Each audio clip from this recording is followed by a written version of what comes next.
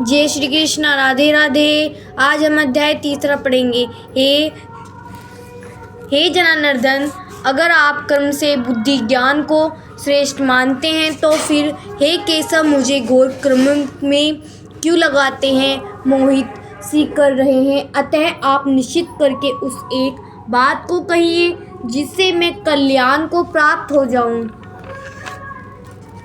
हे निष्पाप अर्जुन, इस मनुष्य लोक में 2 प्रकार से होने वाली निष्ठा मेरे द्वारा पहले कही गई है। उनमें ज्ञानियों की निष्ठा ज्ञान योग से और योगियों की निष्ठा कर्मयोग से होती है। कर्मयोग और ज्ञान योग दोनों लौकिक निष्ठा होने से समक्ष है और दोनों का ही एक ही फल है।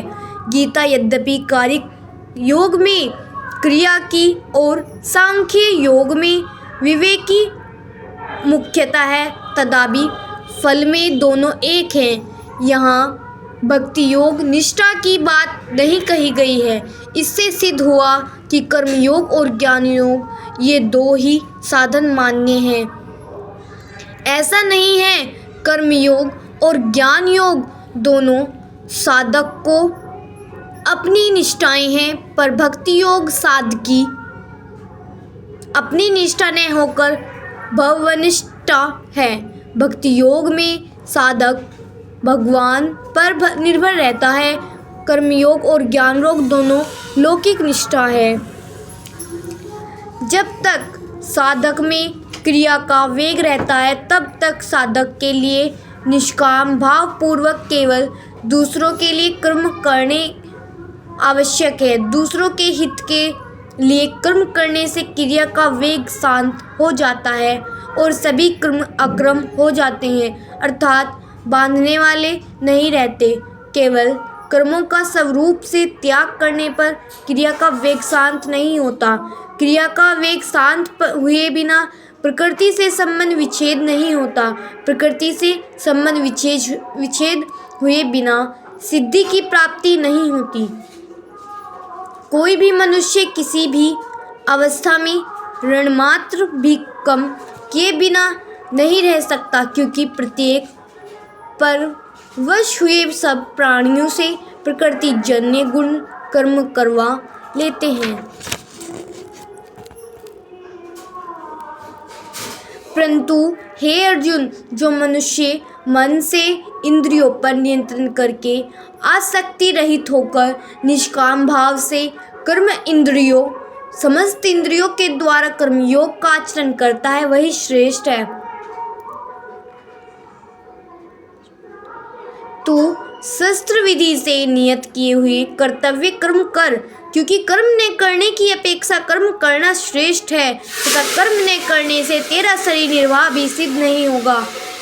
यह कर्तव्य पालन के लिए किए जाने वाले कर्म से अन्यत्र अपने लिए किए जाने वाले कर्मों में लगा हुआ एक मनुष्य समुद्राय कर्मों से बंधता है। इसलिए हे कुंती नंदन, तू आसक्ति रहित होकर उस यज्ञ के लिए ही कर्तव्य कर्म कर।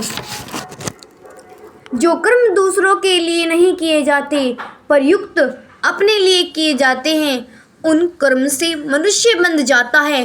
अतः साधक को ये 3 बातें स्वीकार कर लेनी चाहिए। शरीर सहित कुछ भी मेरा नहीं है, मुझे कुछ भी नहीं चाहिए और मुझे अपने लिए कुछ भी नहीं करना है। पहली बात स्वीकार करने से दूसरी बात सुगम हो जाएगी और दूसरी बात स्वीकार करने से तीसरी बात भी सुगम हो जाएगी।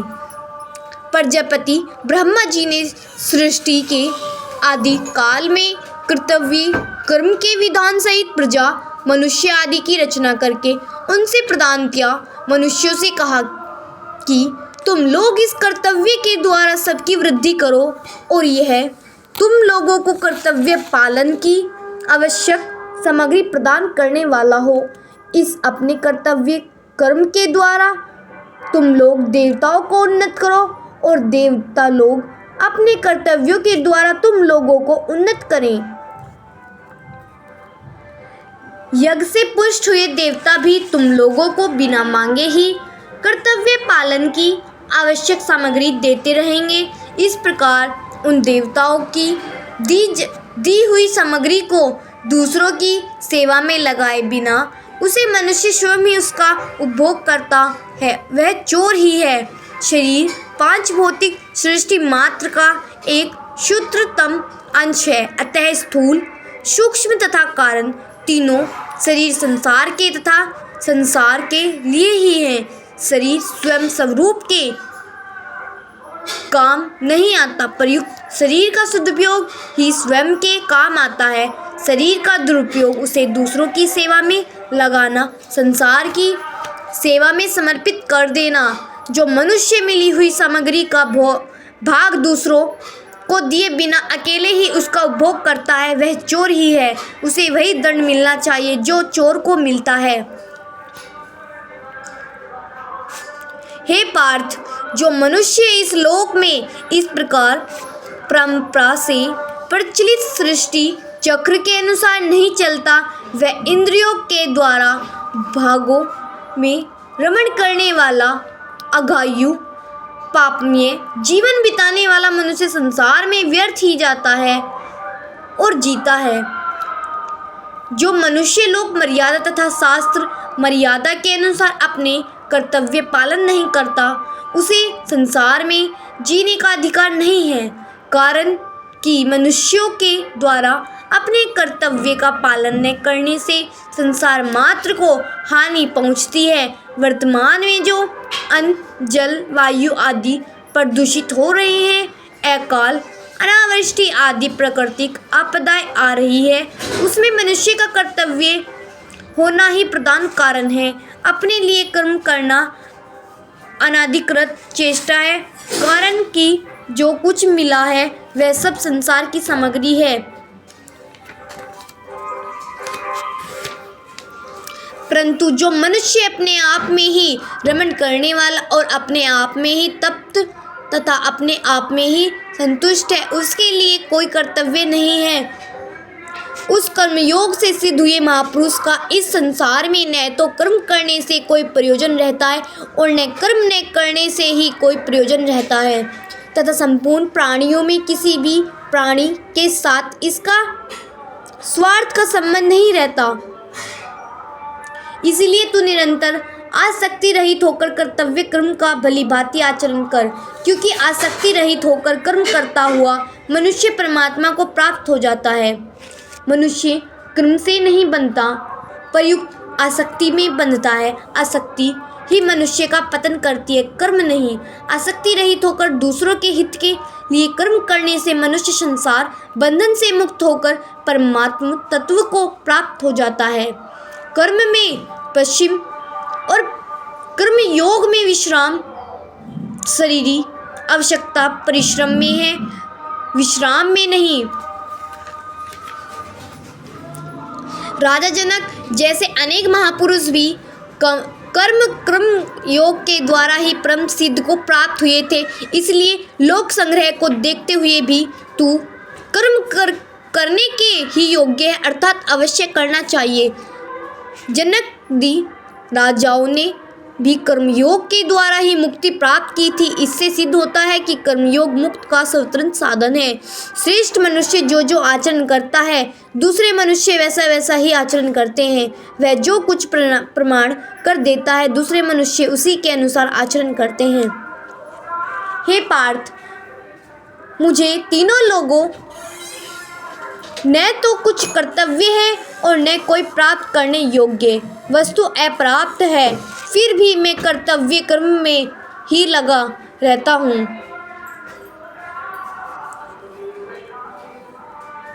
भगवान भी अवतार काल में सदा कर्तव्य कर्म में लगे रहते हैं। इसलिए जो साधक फलेच्छा वह आसक्ति रहित होकर सदा कर्तव्य कर्म में लगा रहता है, वह सुगमता पूर्वक भगवान को प्राप्त हो जाता है।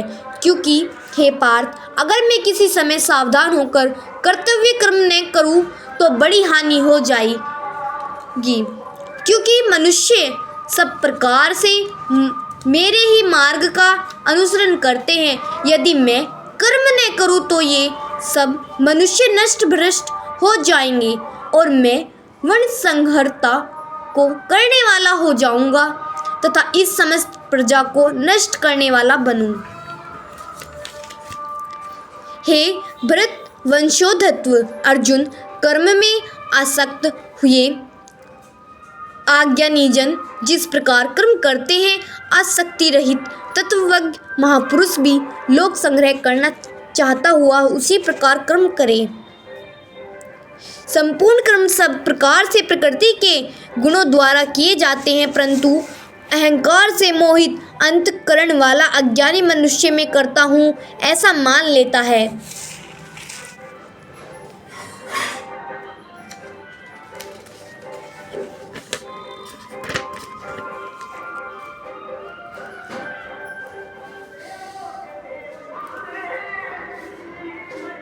जो मनुष्य दोष दृष्टि से रहित होकर श्रद्धा पूर्वक मेरे इस पूर्व श्लोकों में वर्णित मत का सदा अनुसरण करते हैं, वो भी कर्म के बंधन से मुक्त हो जाते हैं।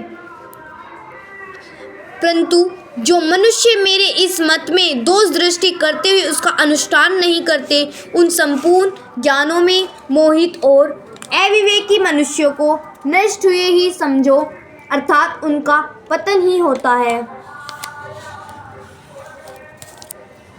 संपूर्ण प्राणी प्रकृति को प्राप्त होते हैं, ज्ञानी महापुरुष भी अपनी प्रकृति के अनुसार चेष्टा है करते हैं, फिर इसमें किसका हट क्या करेगा। अच्छी तरह आचरण में लाए हुए दूसरे के धर्म से गुणों की कमी वाला अपना धर्म श्रेष्ठ है। अपने धर्म में तो मरना भी कल्याणकारक है और दूसरों का धर्म भय को देने वाला है। प्रत्येक धर्म में कुधर्म, अधर्म और परधर्म ये तीनों रहते हैं। जैसे दूसरे के अनिष्टा का भाव, कूटनीति आदि धर्म में कुधर्म है। यज्ञ में पशु बलि देना आदि धर्म में अधर्म है, जो अपने लिए निषिद्ध है। ऐसा दूसरे वर्ण, आश्रम आदि का धर्म धर्मनिरपेक्ष परधर्म है। फिर यह मनुष्य ने चाहता हुआ भी जबरदस्ती लगाए हुए की तरह किससे प्रेरित होकर पाप का आचरण करता है। रजोगुण से उत्पन्न यह काम अर्थात कामना, यह काम ही क्रोध, यह बहुत खाने वाला और महापापी है। इस विषय जब तक अहम रूप जड़ चेतन का तादात्म्य रहता है, तब तक जड़ और चेतन के विभाग का ज्ञान नहीं होता। जब तक तादात्म्य है तभी तक काम है। तादात्म्य टूटने पर उस काम का स्थान प्रेम ले लेता है। काम में संसार की ओर आकर्षण होता है और प्रेम में भगवान की ओर। जय श्री कृष्णा। राधे राधे।